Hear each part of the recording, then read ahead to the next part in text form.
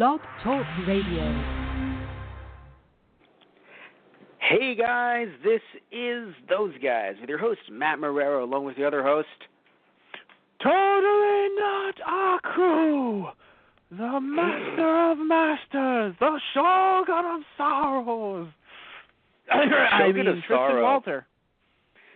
Shogun of Sorrow will always fucking get me. Yes. Like, it's just such a good line. The Shogun of Sorrow. The Deliverer of Darkness. Also, not every villain, not villain ever. No, I love it so much because, Especially like, not me. even, At all. you know what I love the most, though? Like, all jokes Yeah. aside, even in the fucking episode where Jack gets to meet Pervy Sage, I mean the Hermit, God damn it. he has the same hair. He has the same hair as Pervy Sage from Naruto, He does.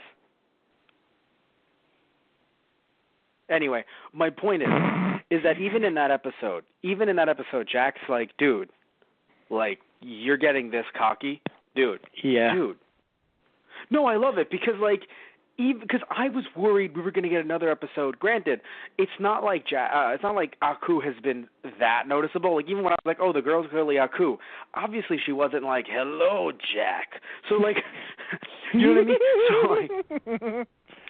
So, like, so I'm watching this episode, and I'm like, is he really not going to notice? And then he's just like, dude, you got very cocky. Literally, Yeah. dude, it's you. I can hear you. Granted, he didn't say that verbatim, but I assume just he took it all in. He's just like, dude, really? At this point, you think I'm not going to notice? Like, I don't know, it made me really happy because I was a little worried. I was like, again? So this season has, like, I feel like this show is, its highs are getting even higher, right? The great parts are getting even greater, and then some of the parts that are a little bit offensive to today's standards are getting even more offensive. Hooray. Now, it's funny. No, it's funny because you might be like, Matt, like some people. No, here's the thing, right? No, some people I might be know. like, Matt, not you, but like some people might be like, Matt, what are you talking about? Can we please get the race component out of this? And you know what I'll say? Fine. Let's not take any accents, that aren't done by the people of their native land into account, right? Because it's funny. Technically, to be fair,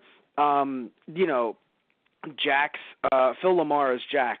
Technically, he's trying to be Japanese, but not really. So that in itself is a problem, and it has been since the beginning. To be fair, so let's take out all accounts of having the Mexican guy clearly not be, in my opinion anyway. Maybe I'm wrong.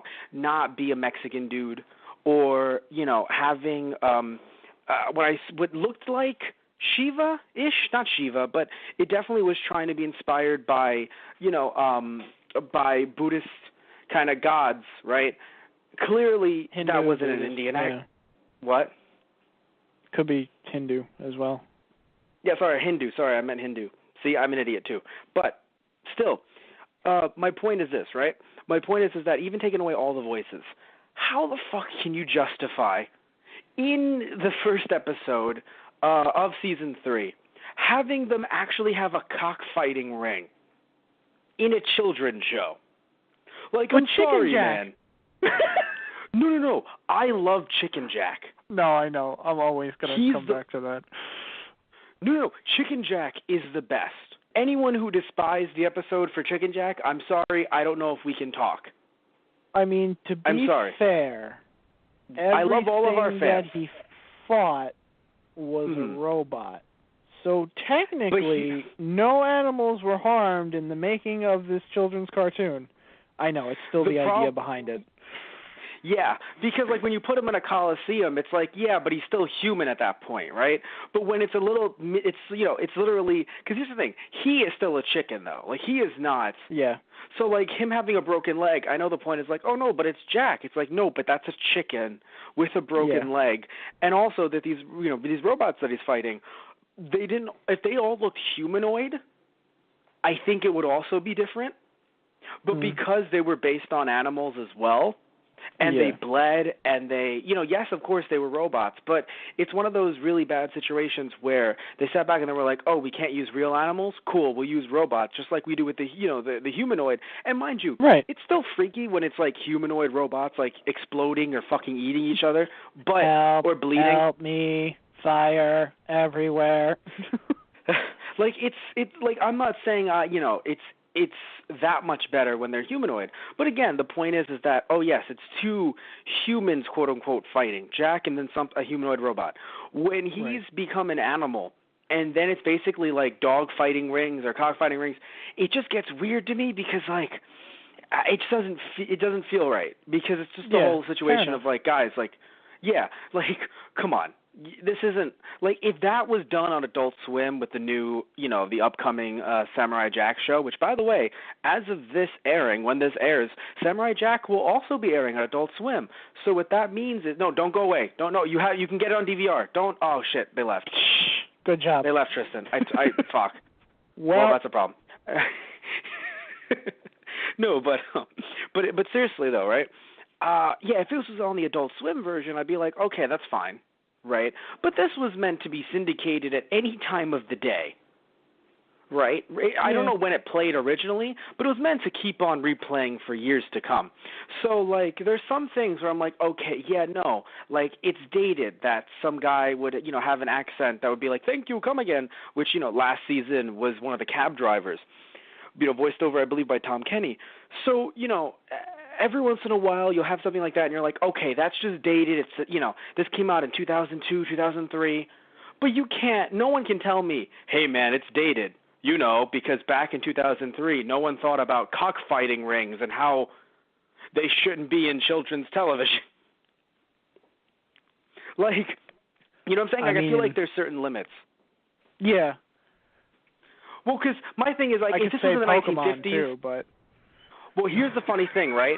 I knew you were going to say that. No, I knew you were going to say that 100%. But I know. No, here's the thing, everyone. He's right. However, thankfully, with Pokemon and with Digimon, their animated counterparts, before they released newer games, their animated counterparts really drove home this idea of friendship, and they love us just like we love them, and take it to the Pokemon Center, you fuck. So, with all of this... That was literally the second episode.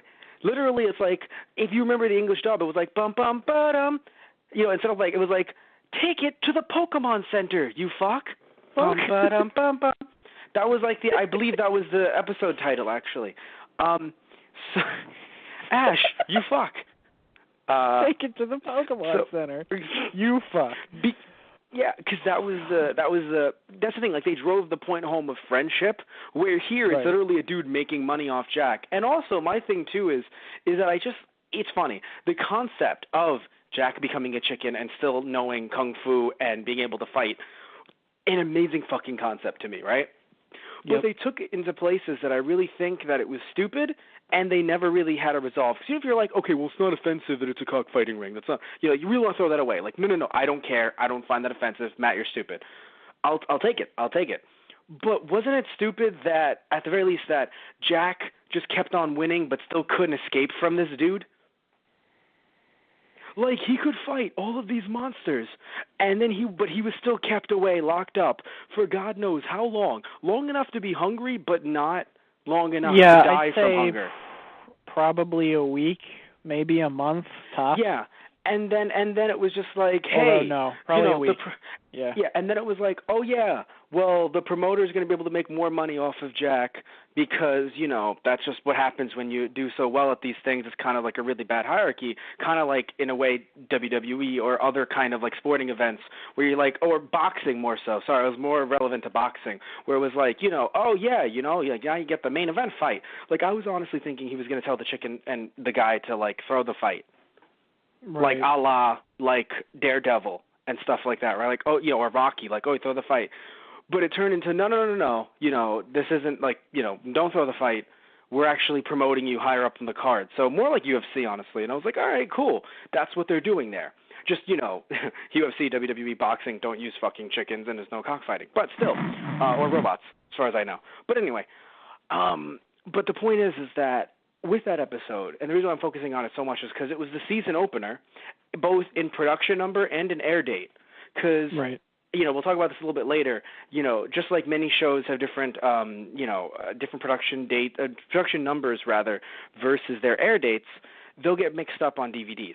But this was the first no matter what. So it's a little weird to have this be the opening, in my opinion, because it's the opener. Right? It has all the fighting, which, if you throw away certain connotations, they're cool fights, because Jack is, in fact, a fucking chicken. But then, all of a sudden, it's just like, oh, yes, he happens to be walking by in the same town with Chicken Jack and himself being the promoter, hit the wizard, they get flipped, and then the episode's over. I was like, because like other filler episodes, right? It felt like there was at least a little bit more fun to it, where like Jack running away with the cat burglar and everything, being a cat burglar and all that shit. It was still There was still a fun atmosphere to it, despite some of the stuff that I said to you last episode that we did for last season. I was like, oh, that might be offensive, or that's considered offensive nowadays. Still, there was still a fun atmosphere to it. Where here it's just like, hey. He's a chicken, and all this stuff's happening, and oh no, he's still captured, even though he's still badass. And then, oh no, everything got shifted, and now Jack is gonna go order the shrimp, which I know was kind of funny at the end there, but then that was it. You'll and have I was the like, chicken, this really right? seems... No, chicken. The shrimp. Actually, I will have the shrimp. Yeah, and then the dude falls back in true anime fashion. Yeah. But in my opinion, I don't know, like, I'm not saying that he had to fight the wizard or anything like that, but it definitely, like, I feel like if there's any episode so far that I've been like, all right, this is a waste. Like, you could honestly just skip it. No one should give a shit about this episode. I'm going to go with that one. And I've never, you know me, I'm usually like, no, even though it's an episodic show, each and every episode builds on the characters. No, that was just complete shitty filler. Like, I feel like there was, like, not that you can't say there's no entertainment value, because, again, the fights as Jack with a chicken are entertaining. It's just, it to me doesn't seem like, it gets funny. You turn him into a chicken? Great. You have him start fighting other robots in an underground cockfighting ring, and then have no resolution to the manager that has been screwing over Jack, other than the fact that he was a pig, right? No, he turned into a chicken as well. Oh, my bad. I'm sorry. He also became a chicken. He still had his Italian accent as a chicken. But if anything, yeah, I would have said you would have been like, I wasn't a fan of the accent. Well, because the thing is, it is a lot more likely in the dubbing of this show, specifically this show, I would say, looking at the cast, that someone doing the accent is in fact Italian. Okay. So I don't remember who did the accent, but I feel like there's a bigger chance of him being Italian than Tom Kenny of being partially Middle Eastern. Right. Do you know what I'm saying? Yeah. That's what I'm trying to get at here, where it's just like, because I got to be honest with you, I don't have a big problem with stereotypical accents if they're done by the person of their race or ethnicity. Right. So I know that your family comes from the UK? Not you specifically, but you have family roots in the UK? Yeah. So if you're pulling off a British accent, but like a really bad, like, what I'm thinking of, like really, really bad, I'd be like, yeah, it's okay, because he's British. Like, it's not a big issue. Okay. You know what I mean? Like, it's a bit different when it's like you trying to pull off a British accent, where it's like, all right, let's get Tristan in here. He's going to do the Indian accent. Your response would be like, no, I'm fucking not. Right. No, we'll get him in here. We'll do the Indian accent. Matt, no, I'm fucking not. So I think there's a difference between, like, his Italian accent. I don't know if the actor's Italian or not. If he's not, then I can understand why you'd think I'd go there. But I would argue that accents are a little bit different than cockfighting rings. That's what I'm saying. Like, even if you're like, no, let's throw away the accents, that's a little bit different. Right. Just a little bit. Anyway, I want to move on from that episode because, again, I did enjoy it. Other than the rat thing terrified me as a child. Oh, right, that too. Like, that was the rat more monster human. was even terrifying. Even though they had to show that it was a robot, the way it decomposed and everything, which was still fucking horrifying, still, it looked more, like, not humanoid, but, like, organic than any of the other ones did. And that was another weird thing for me. I just didn't like it. Anyway, it's very hard to choose which episode is my favorite. So I'm going to pass for right now and pass the buck over to you. Which episode out of this season, as of course, by the way, I mentioned earlier, I'm pretty sure I mentioned it's not just in the episode title, we're doing season 3. So which episode is your favorite? You too, well, yeah, it's difficult because there were a lot of them that I did like. But if I had to one specifically, I'd probably go with, look at that, Jack and the Monks. Yes, you mentioned this to me on the, you mentioned this to me through text before we began the show. For me, it's very hard to choose because here's why. I'm looking at Jack and the Rave, and I'm like, that one, especially after Chicken Jack, really felt great to me, and I thought that should have been the season opener. But yeah, that is an iconic one for a lot of people. So Jack and the Rave, I loved. Then it's like, oh, wait a minute. It's like, wait a second. All of a sudden, I see, where is it? Was it, Yes, I really enjoyed Jack and the Swamp Monster. Yes? No. Yeah. I mean, it was nice. No. But it was more so Jack in the Haunted House. I knew you'd like that one. Yes. And it's interesting. It's not the episode itself, because I do think that there are certain things that I felt were somewhat unexplained. It's the art style, where I am a huge fan of that kind of art style, where it's just completely white and then a lot of heavy shades. Right. So I'm a huge fan of when cartoons or anime do that for a little bit. I don't know if I'd watch an entire show that looked like that, but I am a fan of it in small doses. And I think this was an amazing episode, and the way it used it was a hell of a lot of fun, and it was very trippy, but in the best way possible. Yeah. So I really loved Jack in the Haunted House. So it's like you have those two, right? But then, I look at Jack and the Zombies, and I was like, okay, not as many zombies as I would have liked, but I do enjoy, because look, you call the episode Jack and the Zombies. I know we didn't know it was that when it first aired, or at least you were watching it, so you didn't know. Yeah. But I still liked, I sort of like some more zombies in that. I figured you'd like that one too, though. Yeah, the cutest one, I think, if there was like a cute award, Jack meeting Totoro was, I think, a really adorable. I really liked when Jack. I can't wait till we meet Kiki. Oh God! See, it's going to be a little. That so I have episode, I like the reference. I do. I like the reference to My Neighbor Totoro, but oh God, did he annoy the shit out of me when I was younger? Here's the thing. I wanted him to annoy me now, but it's the noises that he made that I'm like, honestly, I love you, dude. Like what's very interesting is when he met Totoro, and then all of a sudden they were like, and now we're going to shift to a different anime style or a different anime genre, and then he met the kids from Akira. Did you notice that? Was the same episode? No, I'm being a dick because they were a motorcycle gang. Oh, right. No, yeah, and then they just go into fucking like Grease Lightning? What? Yeah, no, it's great. It's just, and we're going away. Grease Lightning. Oh, Grease Lightning. No, they were all robots. Tell me more. Yeah. Tell me more. Yeah. It was like, no, but I really enjoyed that episode because here's the thing too, right? I know that as if you take it by itself, just the one-off by itself, it looks terrible because it seems like it's like, no, he could have gone to the past, and this dude, this creature, little dude, no, big dude, this creature ruined it. That's terrible. But if you look at the series as a whole up to this point, apparently there's portals to the past fucking everywhere. No, Yeah. I'm being serious here, Tristan.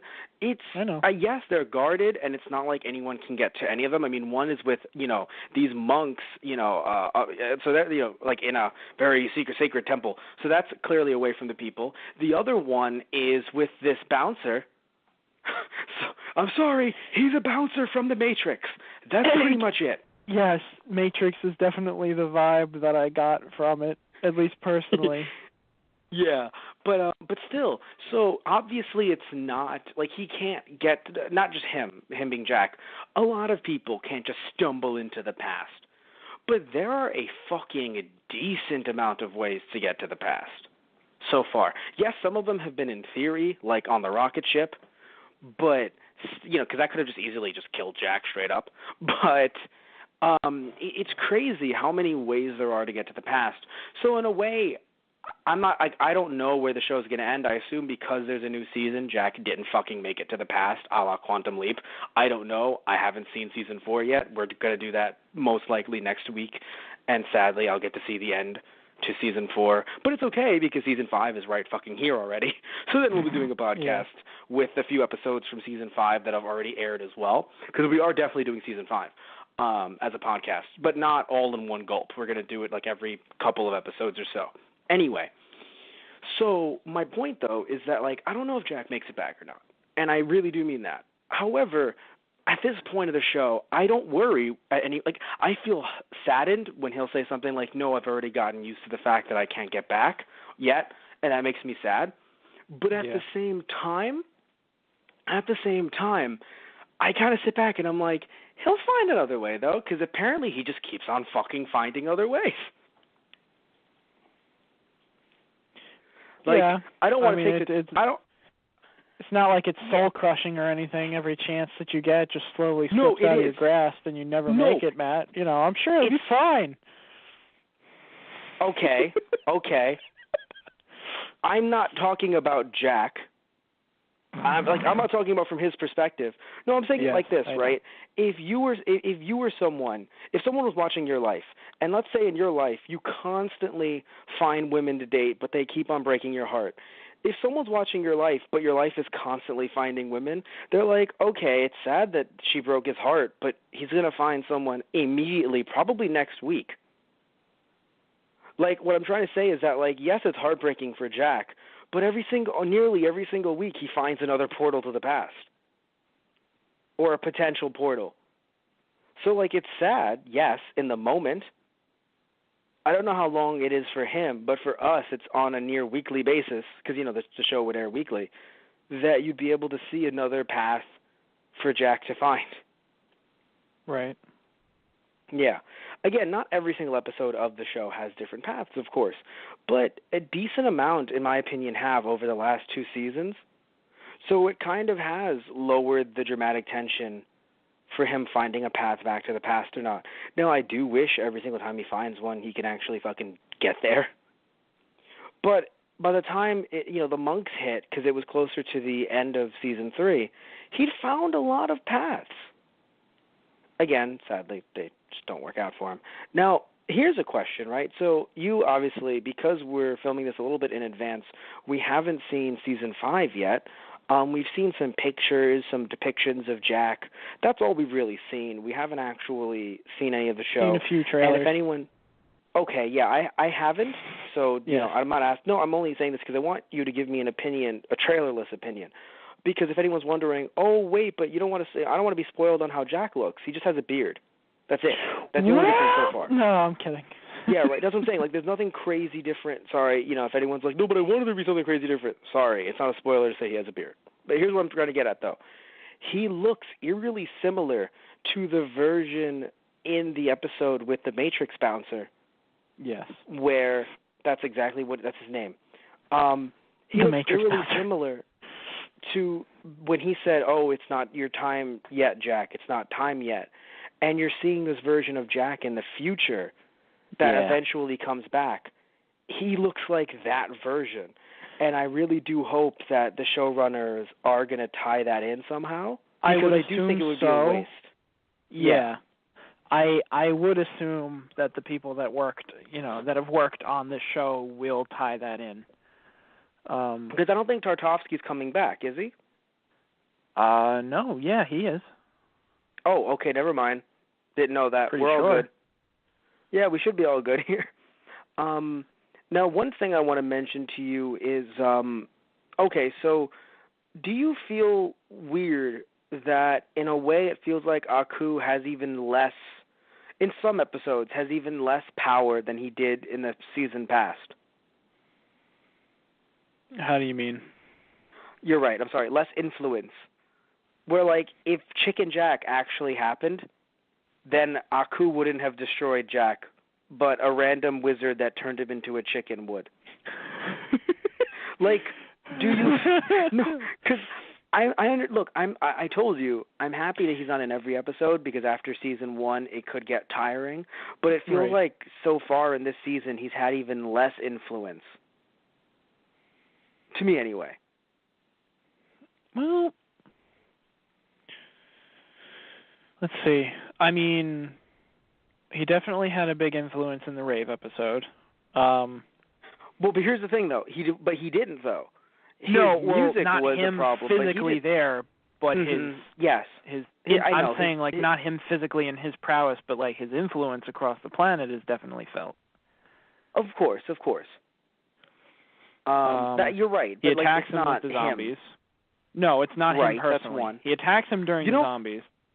I was surprised that it was actually Aku, because I thought that the zombie area, I thought that was going to be, I guess, like a hallucination, similar to how there was an episode in Super that I'm not going to talk, Dragon Ball Super, that we're not going to go in detail with. If you want to, listen to our podcasts on Super, you can go listen to our Dragon Ball podcasts on Super, or our podcast on Dragon Ball Super.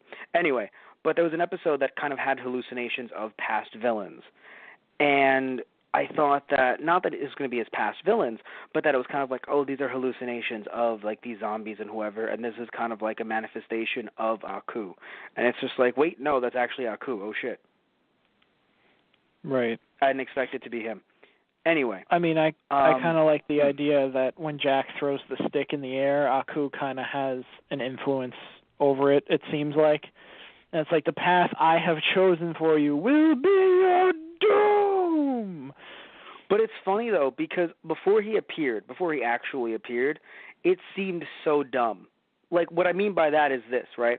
When you see certain things when you look at certain things that Aku has done and certain things that he doesn't do, you assume it's just an eternal game to fuck with Jack.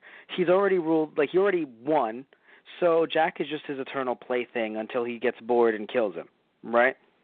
However, the stick thing, before he actually appeared later, felt so weird because, like, literally, you know what, it's reminiscent of, I don't know if you've seen Evil Dead, any of the films or the TV series. Have you seen Evil Dead? No. Well, do you know what it's about, or do you, like, Not the whole Necronomicon? Okay, well, basically, kids read from the Book of the Dead, or get the Book of the Dead read to them.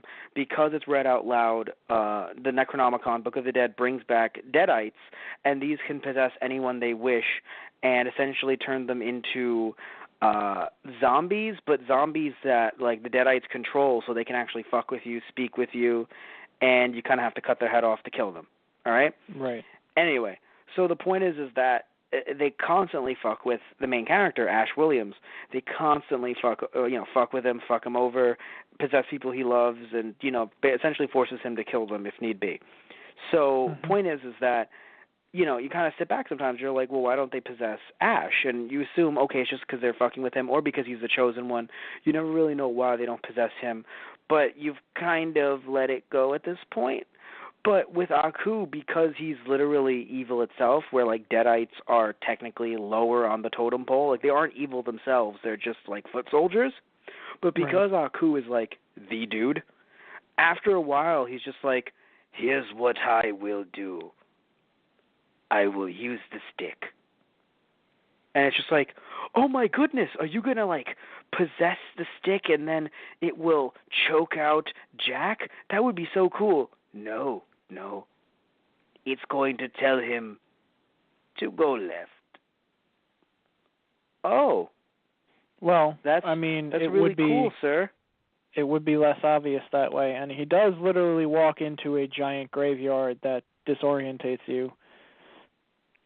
No, yeah, and of course that's how he. No, like it's funny. I just feel like out of context. I know like we shouldn't take everything out of context, but like out of context, it just seems so strange to just be like to just have like the Lord of Darkness, the Shogun of Sadness, to be like, and this Shogun of Sorrow.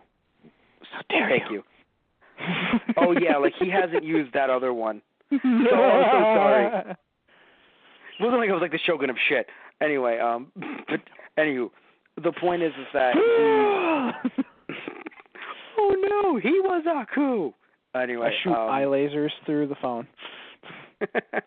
Oh no. Anyway, moshi moshi eye laser desu. Anyway, so Aku desu. Aku desu. Just evil desu. Demon desu. But yeah, I just. You know, it was like I understand taking the whole episode into account. It was like yes, and then he made the zombies come to life. Then he made the tree come to life, which I thought was an Evil Dead reference. I know you don't know much about Evil Dead, but the tree comes to life and does some terrible things. Not didn't happen here with some of the terrible things that he did, but it was trees are terrible in Evil Dead. Anyway, so that's the farthest I'll get on this fucking podcast. You want to hear more about Evil Dead? Listen to our Friday Night Movies podcast where myself and Anthony St. Andrews talked about Evil Dead. Anyway. So, Tristan, I feel like we've talked about everything. Anyway, it's becoming a problem, Tristan. Anyway, so yeah, it felt I understand like overall, and then Aku came, and then you know he actually fought Jack and everything, but also the weird thing about it, which was like the way the script was given, the way the line was written, it was kind of like. It was weird that Jack was like, oh, I forgot a relevant plot point that we are now bringing to our attention right now. Like, it's... Well, no, here's the thing. I'm not... Like, he could have said, wait, I did not realize until... Or I remember it as a... I learned it as a boy, but I had forgotten. Mm-hmm. Like, if there had been, like, a brief 3-second cut to him as a boy or something, then, like, it would have been like, okay, yeah, he learned this a very long time ago. But, like, it came off as, like, you know what I just fucking remembered? Like, whoa, this is my eternal fight forever with you, using this sword, and my parents taught me everything I had to know about this, but good golly fucking gee. You know what I forgot? It can't hurt me. Now, granted, I'm not saying that, like, obviously, you know, it builds up dramatic tension. Thematically, it's good to be like, oh my God, Jack's going to get killed by his own sword, and then he can't because of the righteousness.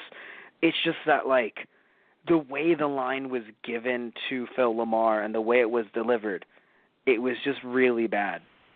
And it kind of came off like Deus Ex Machina. Okay, where it's just, yeah. However, what I do like is...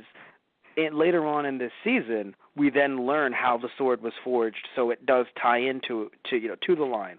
So it's not like it's just a one-off line that was shitty. Like, it clearly was meant to tie in with the birth of Aku. Right.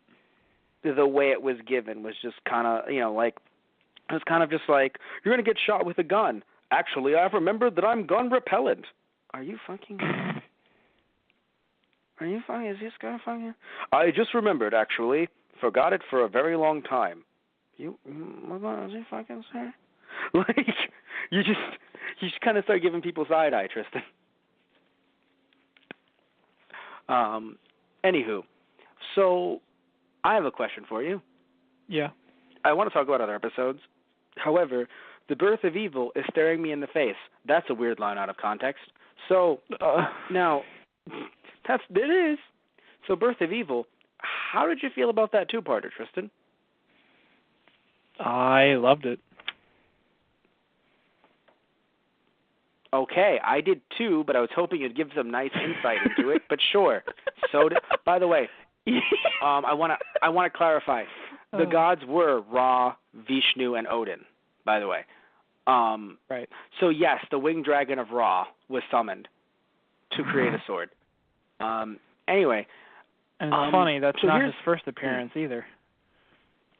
Is it? Because, Jack in Egypt with the minions of Set. Ra comes down and basically saves him. By the way, they've really loved Egypt this season. Like, I have no problem with them jumping to whatever they want to and using whatever stories they want to, but it felt like they were like, man, we use so much future shit throughout these few seasons. What haven't we used? Egypt. Well, shit, man, let's throw in some Egypt. A lot of fucking Egypt. I mean, it was 2 episodes? Well, no, technically just the one. Well, because they did the one, and then technically, like, Ra is in Birth of Evil, but because they were so close to each other, for me anyway, I guess. Like, then again, I'm watching them in the same block, so, it felt like there was more Egypt. Because here's the thing, too, right? We haven't really jumped to, anytime we jump to the past, it's usually just Japan. So we don't go anywhere else other than Japan, usually. So the fact that it was like, no, Jack's legit in Egypt. Also, we're not going to see future Jack, mostly. We're going to see, at least for half the episode, we're going to see, younger Jack. And I was like, oh, damn. We're really focusing on Egypt here. Where it has, you haven't really focused. I assume we're not going to have, or you haven't really had, Jack in Africa or something like that. You know what I mean? It was and here's the thing, too. It makes sense you have Jack in Egypt because you show Ra and then he shows up later. So you want to tie him in as well. It was just very interesting to me to have, them be legit, in Egypt. Because they hadn't really done something that direct up until that point. So here's a fun little, side thing that I wanted to mention. So let me see if I have this correct here. I remember, because I'm bringing this up because I know in Season 1, we had some issues where air date did not equal production date. Now I want to be certain of this because I know something was off in this season, and I wanted to make sure that I had it right. Because I'm pretty sure that Birth of Evil. Yes, I was correct. Okay, so in Season 1, the air date of Season 1, Season 3, the air dates are after Jack and the Monks, which was on May 31st, 2003. Then it actually goes to Samurai versus Ninja, Robo Samurai versus Mondobot, and Samurai versus Samurai. Those 3 are actually the end of Season 3, and then Birth of Evil and Jack in the Labyrinth actually start off Season 4. However, their production dates are different, and that's why on the DVDs that we have, we're doing this. We're doing Birth of Evil in Season 3 and Jack in the Labyrinth.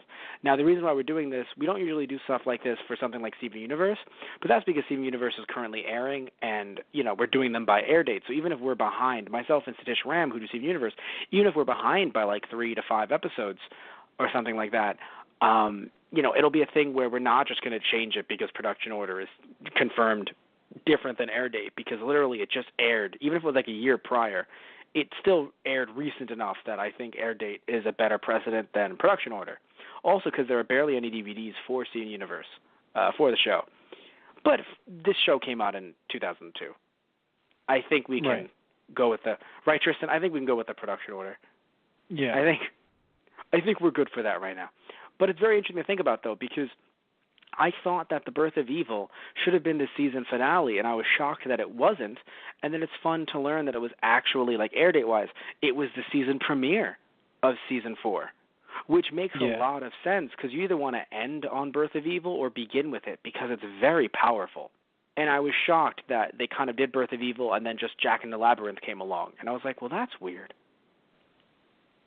But it turns out that, as I mentioned earlier, it was moved for air date, which makes a lot more sense, to me anyway. Here's something very interesting. Jack Sandals and Chicken Jack aired a week apart. So Season 2 to 3 did not have a break. Which actually makes sense because of the fact that, like I said earlier, Chicken Jack doesn't really seem like a season opener. Right. So if it's no, they're just going to go until, they're just going to go. They're just going to keep going. We're just going to keep fucking airing them. It's kind of like, oh, okay. That makes sense to me. Right. Because even with Jack and the Monks to Samurai versus Ninja, there was only a 2-week gap between them.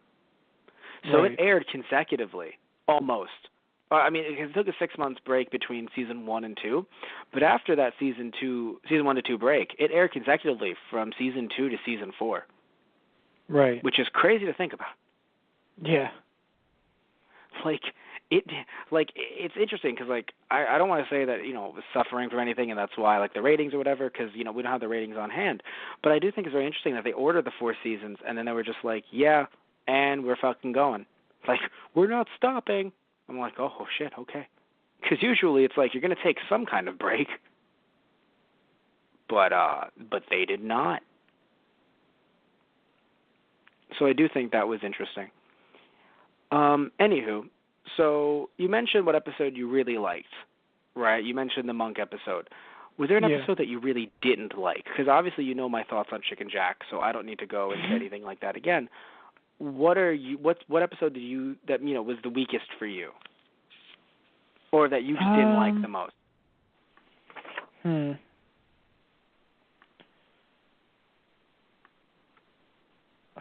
Okay, good talk. I'm kidding. I'm sorry. Probably Jack and Totoro, to be honest.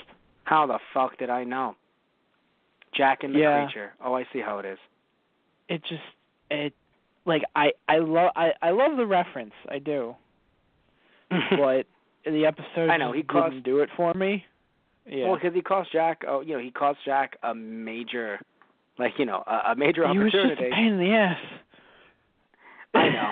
Just to me, he comes off like a dog. Honest. Well, no, you're right. Just to me, he comes off like a dog. So it's oh yeah, dog might be a pain in the ass, but it's a cute dog. I mean, I've seen dogs much smarter than that. If anything, if Jack had a dog companion, that thing would be fighting alongside him. Let's not even joke. Oh yes, because every dog is smart. Because every dog is smart, Tristan. Yes, every single one of them. You shut up. Yeah, you can also go fuck yourself. How no, dare but I understand. The sensitive child to go fuck himself. I will have your head in a pie. I mean, you're right, Matt. I'm sorry. I don't know what happened to me. You ever think Aku is pissed off at someone who's stopping him, trying to kill Jack, until he realizes that other guy that's stopping him is also Aku? Do you think that ever happened? There's so many different versions of his consciousness out there. Do you think that every once in a while it's just who dare you to stop me? Oh shit, it's me! Me! Well, oh shit. I thought you were you. I thought you weren't me. Aku and Aku. It's a fucking sitcom. Honey, I'm Aku. Oh no, the boss is coming over for dinner. It's also Aku. But I'm the master of masters, so I disintegrated him.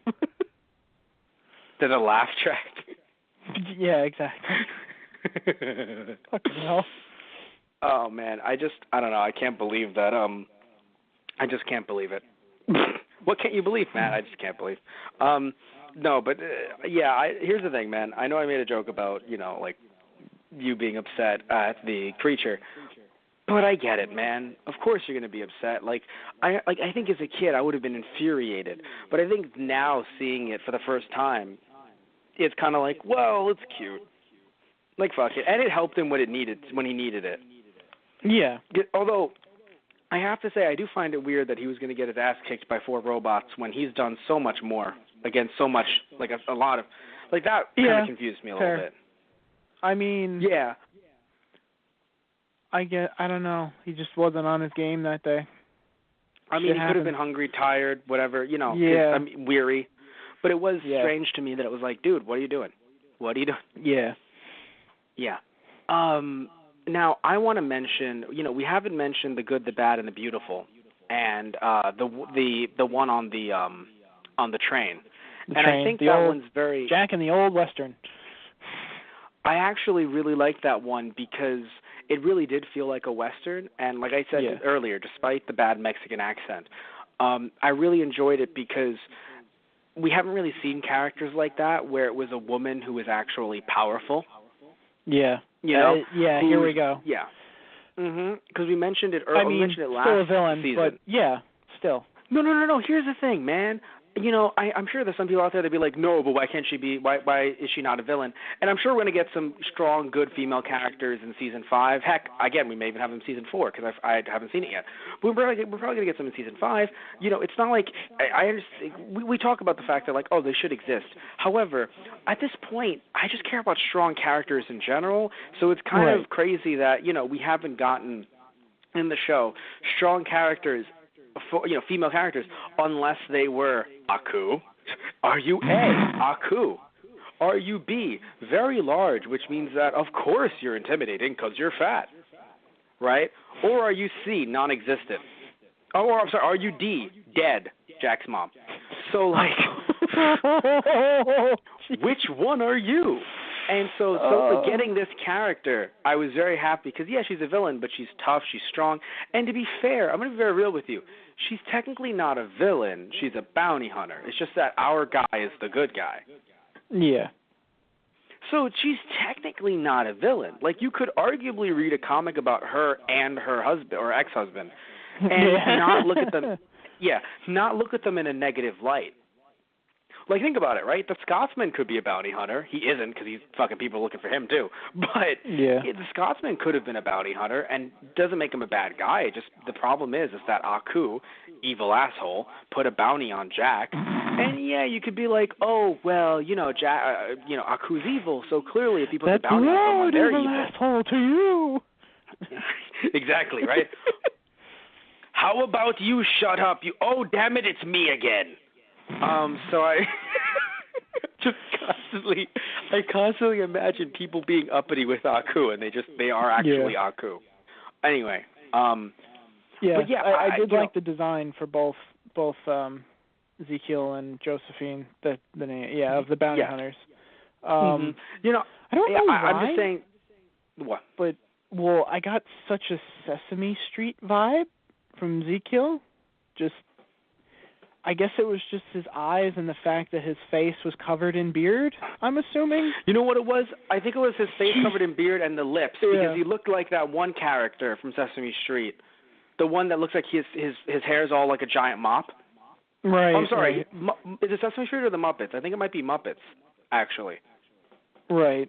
Either one. But Puppet you know who I'm thinking of, yeah. Yeah, you know who I'm thinking of, though. I'm pretty sure he was on the Muppets. But yeah, no, he looks like a giant puppet because of his lips, his eyes, and his face being covered in hair. But those gauntlets are amazing. Yeah. No, and the hat. I actually really love that they went with an old, a Wild Wild West kind of like look about him, but at the same time, they gave him a playing card motif. Yeah, that was nice, too. I think it was very interesting what they did with him. And also, I do like this idea of some things are still in a way stuck in the past, but you're in the future, right? Because I have to admit, some of the places Jack was walking to, I was like, is still in the future? But, not only, like, the Earth's a giant place, so, like, it would actually make sense that the more urban areas became super-duper developed to shit. And then other areas that were rural went even further back because of. It's funny too. Technically, not further back because looking at the future Aku is made, right? Technically, he was so far back that the Wild Wild West is still developing in some areas. Right. In other words, he didn't start his reign in 2016. Do you know what I mean? Yeah. He started his reign a very long time ago. So he clearly hindered the development of certain areas. And then other areas, because of his evil technology, or just being evil in general, he actually, pushed them forward technologically. Right. So, some areas are clearly, in the future, as you can see, and other areas are still lagging behind. Yeah. It's very interesting looking at it. I forgot what the gap is between, how many years it's been, but, I seriously can't remember how far in the future Jack went, but it's still interesting to see that some areas can be that, that are more of the rural areas are, falling behind, while the more urban areas are legit, futuristic. Right. It's very interesting. So I do like when they get the chance to go, and do stuff like this because, like I said to you before, and you can definitely tell with this season, this show is literally just like let's throw anything at the wall and see what sticks, but in the best way possible. Right. So it's like, hey, let's do a Western because we can. And they pulled it off really well. So, yeah. I was definitely a fan of the episode. Not my favorite, like I said, but I definitely enjoyed it. I think it wasn't my favorite because they didn't they threw a Western at the wall and that's what hit, but I don't think that, I think they could have gone further with the weirdness. And because it was kind of more downplayed in that episode, in my opinion, it kind of wasn't, it was just kind of par for the course, you know what I mean? It wasn't terrible, but it didn't, wow me. Right. Yeah. So yeah, I want to see here if there's anything that really. Oh yes, of course. I don't want to wrap things up just yet, but I definitely, before any talk of wrapping up occurs, I want to talk about Jack and the Labyrinth because we basically had Jack meets Lupin III, and it was very interesting because it's an actual reference. I don't know if it was confirmed anywhere, but everyone is talking about it being a reference, so it's not just me on a podcast. So it's very interesting to have a different, because here's the thing too, Lupin's been going on since the 60s, 70s. So that's another reference that, while to some Americans might seem like a little lost, because it wasn't as big as certain shows that came over, but I know that Lupin has been big enough, of course, in Japan, and for, older otaku. Also Tarkovsky, I don't know if he's from Russia, he's lived in Russia when he was younger, or if he, lived here for, for his whole life. The reason why I mention that is because other areas get different anime than us.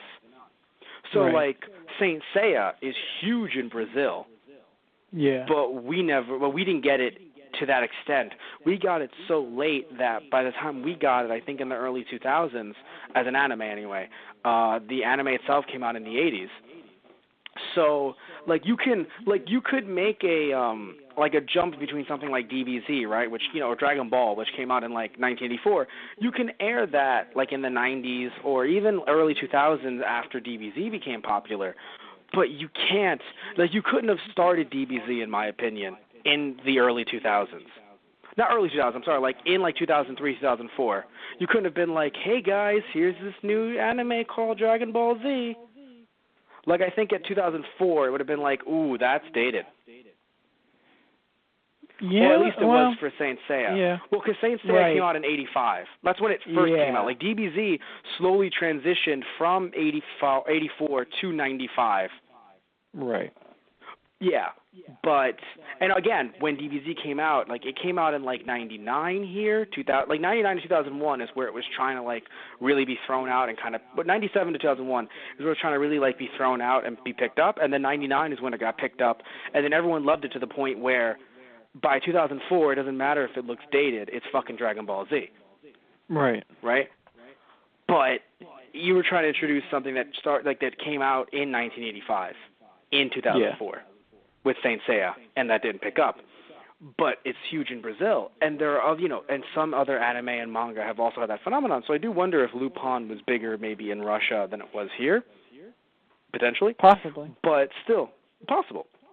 But the point is that it's really nice to see another anime reference, even if it's small, and also a voice actor who I think even, I don't know much about Lupin, but still pulled off this character of the thief very well.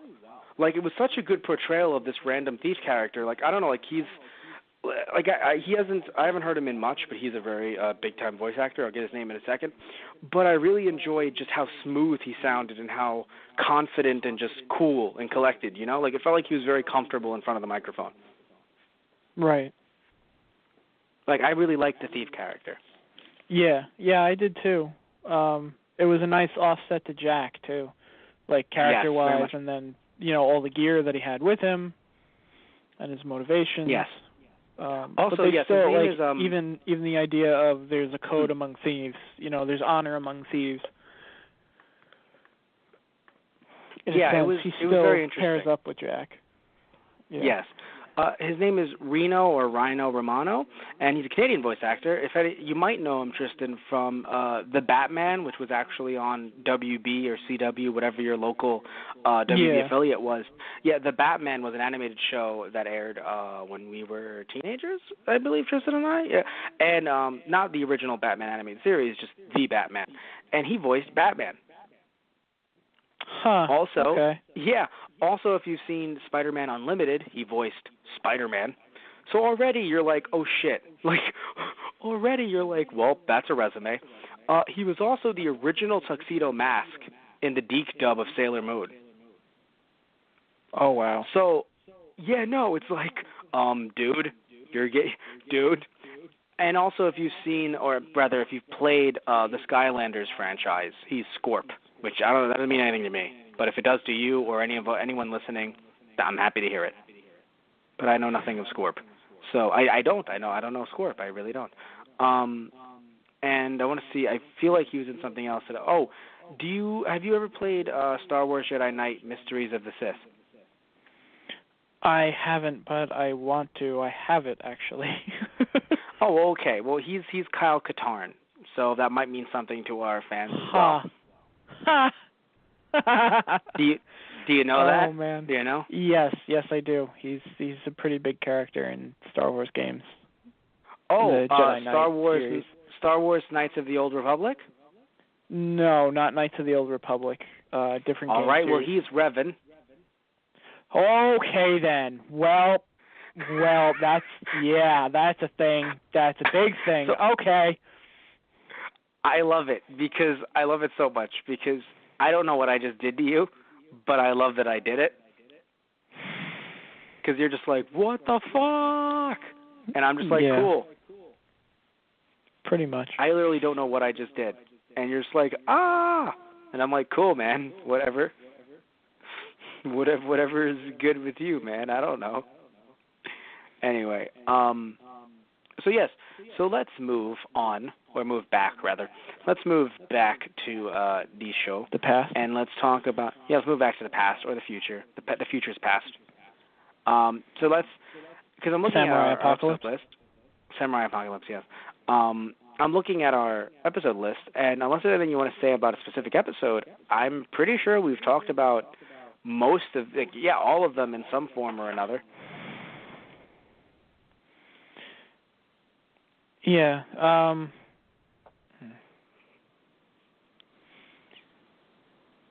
I do. Oh, okay. Yes, I have Please. points. I'm just looking through my notes. No, because while you do that, I want to mention quickly, in Jack in the Haunted House, when I look at that, when I look at that episode, what I find, I guess, a little bothersome about it, because like I mentioned how stylistically I loved it, I do enjoy the plot of, another Japanese family that seems to have been taken in a way that Jack has. My concern or my confusion is the fact that it seems like the family was also taken from the same period as Jack, I guess. Because the thing is, obviously, like, we've seen that, Asian culture has survived, and, the people that Jack met, wore similar clothes to him. They kind of kept that same culture going, despite the change in time period. They still kept that going. But the reason why I was thrown off is because they were talking about the Edo period, and I don't know if that was a hallucination based on the dragon that was trying to be like, no, I'm reading Jack's mind so that this can be more accustomed to him, right? Like, he's gonna really think this is real, and then I'm gonna kill him. Or if they're actually from the same time period that Jack was, and it's a dragon that captured them, and now he's in the same time period as Jack is, and then Jack kills him and, frees the family.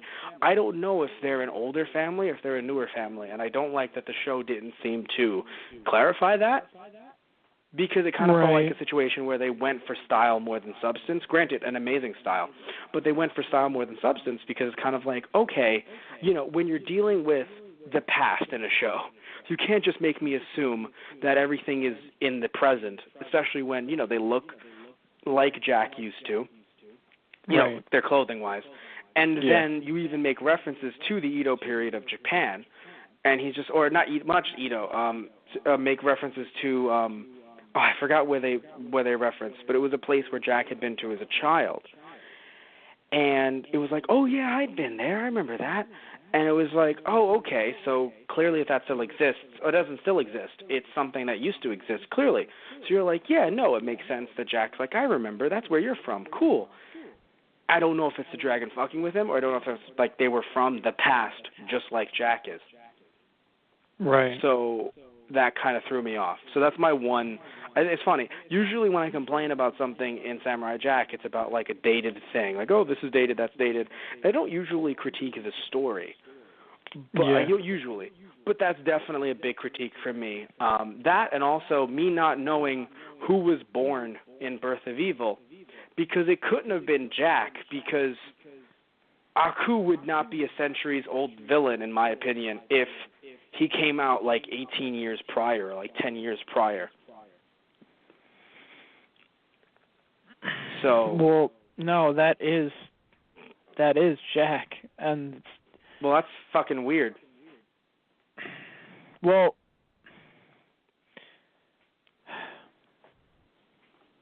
I guess it's odd. You can argue that because the start of the episode, Birth of Evil, it's that cosmic battle with the forces of good versus evil, yes. the gods facing just cosmic evil that's come out, and Aku falls to Earth, and he's there for he's technically there for thousands and thousands of years. Yes.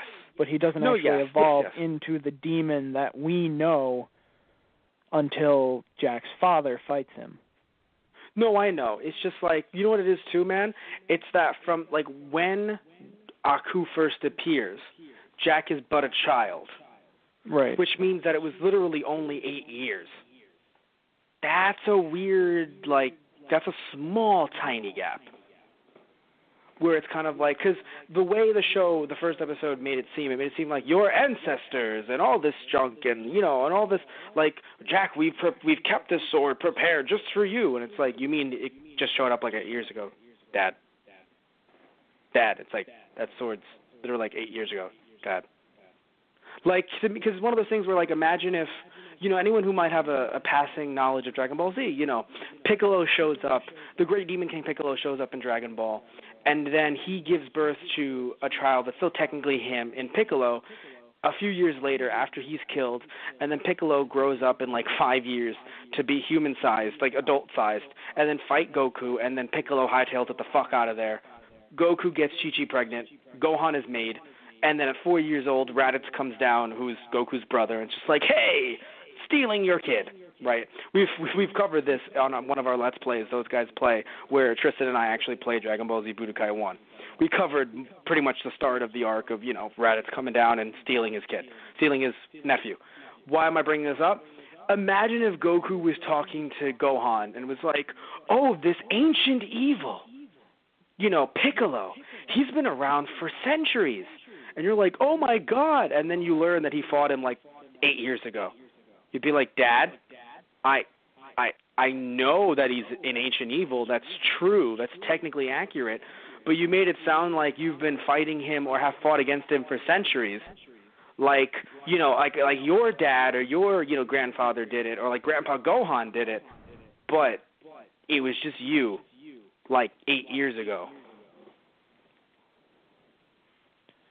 Yeah, I mean, I feel like legends would have been passed down from different, like they might have even heard different legends about the same, like kind of like the Dark Forest, I guess you would say, like how he was before Aku actually took form. Yes. No, clearly, like, they knew who he was because he was like, oh, I was trying to stop you, and sadly I brought you to life. I was trying to kill you. So clearly, of course, it was like, no, I was trying to destroy you because I know that you exist.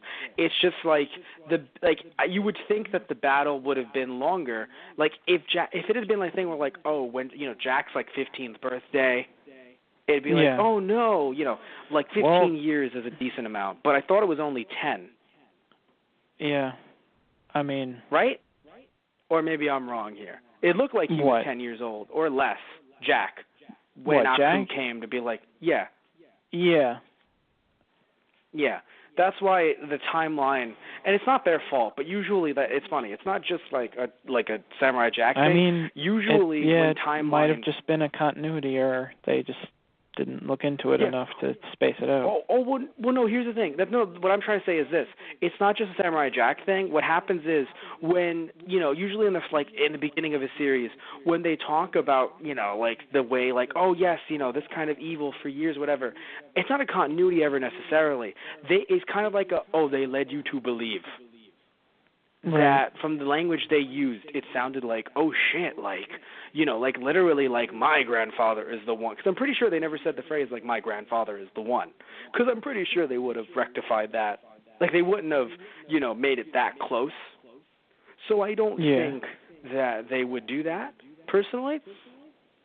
They would make it that bad. But, it's just kind of a situation where the language made me think, and you too, that it was they've protected this sword for a very long time. Right. When really it's nah, dude, that was made How I Met Your Mother ago, maybe most of Friends ago. Sorry, I'm now I'm being a dick. No, I mean. Anyway, but yeah. I guess I don't really have a defense for it. I suppose. I mean, it just was what it was. And it sucks because I know usually you're very, very, very adamant about defending a show. No, but you have to understand, and I'll listen to you and I'll be yeah, no, you're right, or I'm oh, I see what you mean, but right, but I feel bad because you just sound defeated, and I didn't mean to do that to you. Well, I'm sorry. no, it's not like I take offense or anything to it. I mean, I wish I had something to back it up, but there really isn't a lot. The lack of dialogue that I love so much is kind of bitten me in the ass in this instance. For once, right? Usually it's so good, but yeah. Yeah. Oh my God. All right then. So I think unless you have anything else to say, I think we're gonna wrap things up here. Though because I did this to you, you're allowed something if you. How dare you! No. I have broken your spirit. Oh, God damn it, it's me again. I guess I must show your world who is master. Oh, no. I did love that the gods basically picked up Jack's dad and, we're going to outfit you. Because it's got to be humans who destroy him. But we're going to give you some sweet equipment. Obviously the sword, but here's some nice armor. Oh, and by the way, here's the flying Nimbus. Because that is a legend and is not, I almost I'm pretty forgot sure that's that. part of Thank just so much. Japanese myth. It's not just in Dragon Ball, obviously, but... I actually thought it was Chinese myth, but apparently it's not. Oh, I thought, possible. I mean, I guess not. I mean, then again, the show has been accurate thus far, so I assume they wouldn't mix Japanese-Chinese. I feel like it's a big no-no. So I thought it was Chinese myth, but I guess it is Japanese myth. It's very interesting because, I saw, I'm he has his own, flying magic cloud. He has his own Kinton, his own Nimbus. Yeah. But here's what's interesting about having that cloud, by the way, because he literally said verbatim, or they said to him, this sword can only be wielded by, the just, right? So you are basically completely just. You're a fucking great man. You are without sin, essentially, right? And then he gets on the cloud. And that's part of the Dragon Ball Z lore as well, where you have to be without any malintention. Impurity. Impurity. You have to be pure to ride the cloud. So it's very interesting that he was able to ride the cloud because with that whole that line in there, because I was oh shit, that's really cool actually. It ties into other lore as well. So that was nice. That was actually really cool. But anyway, so yeah, they were this needs a new suit and tie. You can't just go in there looking like a schmuck. But yeah, so that was fun to me. I guess. So yes. Or go ahead. Is it more with that episode or? No, I just got really mad that when Jack got turned into a chicken, his samurai sword disappeared until he got turned back again. I feel like that was lazy. It was in his talons. I really hope so. Otherwise, it would have just been really awkward. Jack, where'd the sword go? I don't talk about it. I don't know. Anyway, but yeah, so you please talk about something more relevant. Well, I mean, I just a little bit more on like my favorite episode with Jack and the monks, the Shaolin monks, which I thought was a very nice, really nice to throw in there, because you mentioned before how it seemed like Japanese culture has kind of survived through Aku's reign. Well, now we have a little bit of Chinese culture too. And you know what I really love about them as well? I don't think we get enough of them in media. Now, when we do get them, they fight. But we don't get enough of them in media, because I feel like the only time I can really think of Shaolin monks that are just like thrown in your face in not American media, but like in media that has been brought to America or has dominated America, is Krillin from DBZ. And I don't think anyone associates him with Shaolin monks. They're just like, because, you haven't really seen much Dragon Ball, because if you remember, Tristan, DBZ aired first. You're kind of like, hey, short dude, shaved head, 6 dots, cool. He keeps dying. Yeah. And so that was literally it. Like, unless you really got to check out Dragon Ball, which didn't really come to America early on, at least not the Krillin stuff did. That came after DBZ in America. So, it's interesting that they were able to show us some monks, because I really feel like unless you're looking for Chinese media, translated into English, you're not really going to see Shaolin monks thrown at you. Right. So I was actually happy that they showed them off, and I feel like you agree, because, I don't know, maybe you can point me to some areas. I can't think of Shaolin monks in American media at all. Yeah, I mean, I can't think of anything to reference either, but yeah. Yeah. That's what's crazy, right? So I also was very happy. I'm very happy you mentioned them, because I can't believe obviously we mentioned the monks, but we had forgotten the cultural significance of them. But please go on. Yeah. And I really like the attention to detail that they did with their their moves and the different names, how they animated the fighting style. It actually looked like I mean, I can't say personally, but they looked rather convincing to me, at least. So. Yes, and your family has studied different fighting styles, so it's not like you're coming from a completely, I can't think of the word, ignorant background. Right. And I love, again, your family has studied how different fighting styles. The Grand Master was a boy when Jack came to study with them. I thought that was a nice nod, because you actually see clips of Jack training from the first episode. And the Grand Master is like, oh, you haven't aged a day, since the first day you came to train with us. It's like, you must have, reached a level of enlightenment that not even I have reached. And he's like, no, it's actually a lot more embarrassing than that. Fucking Aku, am I right? Yeah, fucking Aku, am I right? Well, clearly the monk agreed, because he's like, Aku can't sense when you walk in here. Yeah. You want to know something that I find terrible, though? The fucking TV static. He's just like smacking the screen, like, where is he? No, that was funny. This happens on every show that they say this, though. They're like, oh, so-and-so can't track when you walk in here, but they tracked me until I walked in here. So he knows where I was and now knows where I... No, I assume he wasn't watching. You could argue that he was in a very dense jungle. No, you could argue that he wasn't watching. You know what I'm saying? Because Jack isn't his only form of entertainment. He also kills villages. True. So, or watches other people that he's contracted to kill villages. Correct. So to me, it's just kind of funny, though, because if he was watching, it's hilarious. It's just like, he doesn't know where you are right now, but he knew where I was when I walked to here? Yeah. Shit. I have reached a level of enlightenment. Yeah, you should probably leave. But, sir, no. Get out. No, but I assume that they would have laid their lives down, even if Aku was like, I saw where he went.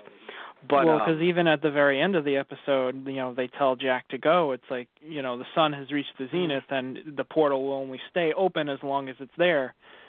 Kind of almost, why do I feel like that's Indiana Jonesy? Wasn't there something, there was a cave and some kind of artifact they needed to line up with a sunbeam to get it? Yeah, it happens in a lot of different media, to be fair. Well, yeah, but, that's true. Indy came to mind.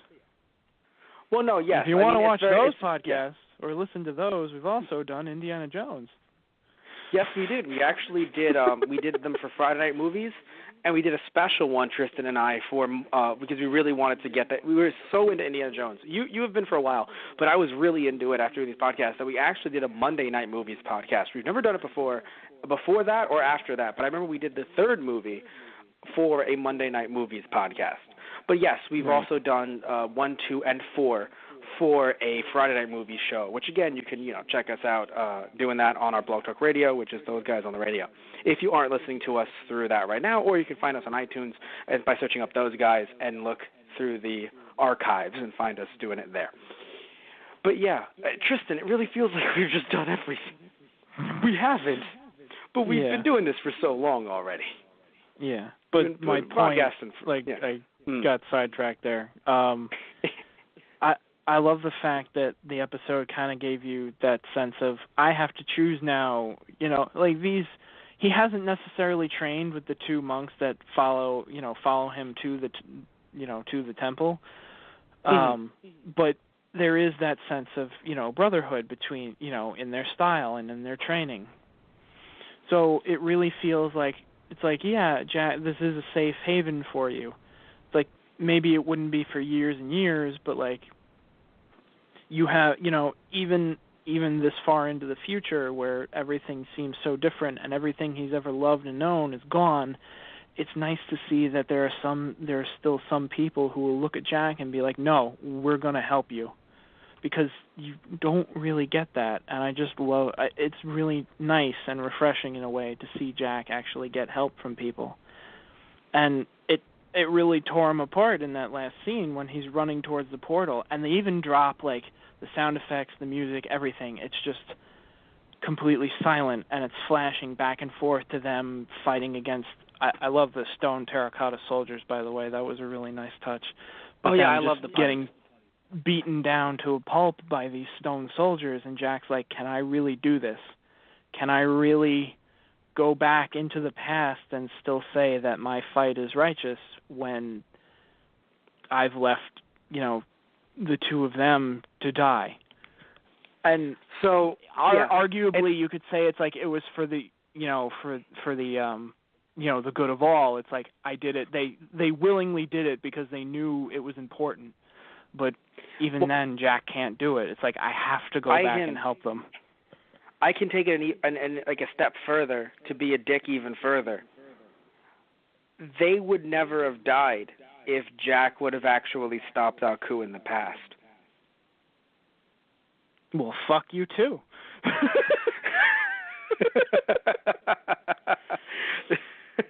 But obviously, we're not going to go with that. The Master of Masters, the Shogun of Sorrow, the Deliverer of Darkness, Matt Marrero. Huh? I'm calling you out. Let's see you and your sacred sword take his ass on. How dare you? That was the real plot twist. I was Jack and Matt was Aku the entire time. That was awkward. No, but seriously though, obviously the show isn't going to take it there, and Jack, no offense to him, he's very smart, very intelligent, but because he's from the past, he doesn't have the ability to make that connection. In my head, I'm like, if you've seen Doctor Who and Back to the Future, if the we have a different view of the world than Jack does. You know what I mean?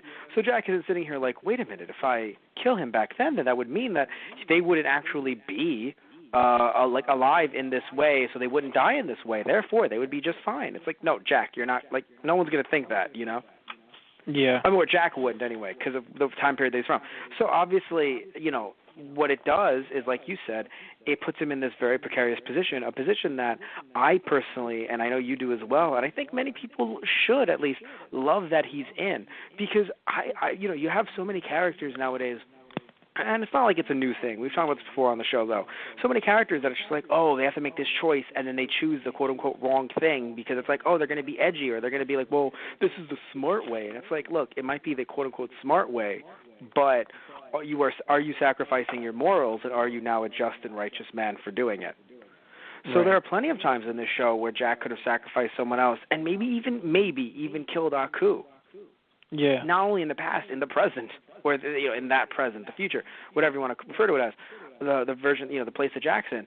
But the timeline he's in. But would that have been righteous? And it's like, no. For a character like him, no, it wouldn't have been. And it's jarring, I think, now that, I think some of us have grown older, it may be jarring to some of us, especially when I make a argument like that, where it's like, they'd still be alive if you went into the past, they just would have died-ish. But it would have been erased. So, unless it's like a Dragon Ball Z thing, where it's like, no, or technically Back to the Future-ish, where like it would diverge into different timelines or something. But still, they technically wouldn't have died. Technically, it depends. So because the version of time travel in Samurai Jack seemingly is, hey, you go back into the past, you kill Aku, then everything would be erased. Right. That seems like that's what they'd be going for. Very straightforward. No paradoxes, very straightforward. I don't know if Season 5 might change anything, but so far that seems like what they're trying to go with. Right. So, yeah. Anyway, I think it's where we're going to end the show here, because I don't know if there's anything else to really bring up. I mean, I've given you many chances, and you've said many things, Tristan. Yeah, I think we're good. All right, then. So I want to thank you all for listening in. As always, I mentioned earlier where you can get our different podcasts. Should also mention that you can get our archive stuff through YouTube as well by searching up Those Guys on the Radio on YouTube. I mentioned our Let's Plays earlier, which are Those Guys Play, which you can search up on YouTube and find us there, doing a bunch of different Let's Plays. I mean, Tristan and I have played so many different games. We've played Luigi's Mansion. We've played Pets Crazy Monkeys, Please Kill Me. We've played Hot Wheels Turbo Racing. We've played Disney's Dinosaur, No Now, Please Kill Me. We've also played Red Steel. We've played... We've also played every damn time. I do. We've played Poltergeist, the pixelated horror, which is actually a really cool indie game that you can get through many different systems and also through Steam. We've also played Luigi's Mansion. We've played Dragon Ball Z Budokai, and we also have some other Dragon Ball Z games coming up early next month, so you can definitely check those out as well. We're currently on a hiatus for Those Guys Play Season 3, but next month starts the last 5 episodes of Those Guys Play Season 3. So you can definitely check those out again through our YouTube channel, Those Guys Play. And a lot more stuff is coming, to you guys as well from us. I mean, I have Matt Beats Games from my childhood, where I play games, me being Matt, from my childhood. I've already beaten Mega Man X, Porky Pig's Haunted Holiday, and Disney's Aladdin. Also on Matt Beats Games, which is obviously separate because I haven't played them, they're not from my childhood, I've also beaten Misao as well. Very creepy, horror, gory indie game. Very strange. Free to download, actually, so you can go check that out if you want to play that game.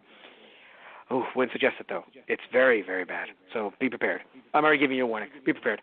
And, yes, you can also, by the way, you can also find our podcast, like I mentioned earlier, through iTunes. And you can also get our merchandise over at thoseguysontheradio.tumblr.com/merchandise and over at eBay Those Guys Radio. You can also go to our Patreon, which is TG Productions, and you can support us through there. You can support us, funding our Blog Talk Radio account. You can support us getting the Nintendo Switch to give you guys even more Let's Plays, or you can actually help us get a capture card for the 3DS that we have, or for the Wii U, to again bring you even more varied up Let's Plays and a lot of different stuff. Because as fun as the Switch is, there aren't that many games out right now.